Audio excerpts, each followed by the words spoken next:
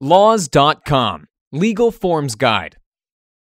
A DA Form 4856 is a United States Army form used for recording counseling sessions between leaders and their subordinates. Its primary purpose is to record the sessions in order to develop a counseling record for individual Army personnel. The DA Form 4856 is available on the United States Army Documentation website or can be supplied through the chain of command.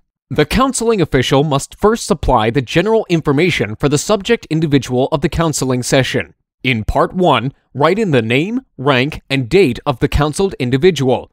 The counselor must give their organization and his or her name. In Part 2, the counselor will record the background of the counseling session. In the box provided, the counselor should write the reason for the counseling session, brief factual statements of the events that lead up to counseling, and any recommendations or comments from previous counselors. During or after the counseling session, the counselor must fill in a detailed description of the counseling session.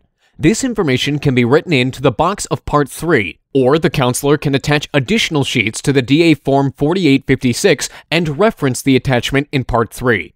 Next, the second part of Part 3 should be filled in, describing any planned course of action discussed during the counseling session. This can be written in the provided box or attached on additional sheets. The subject of the counseling will be given a chance to read over all of the comments in Part 3 and must agree or disagree with the statements in the session closing.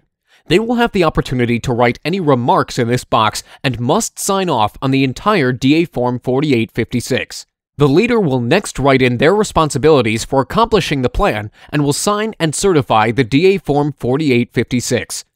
After implementing the plan of action, both the counseling subject and the counselor will have the opportunity to evaluate whether the plan worked or if a different plan of action is needed.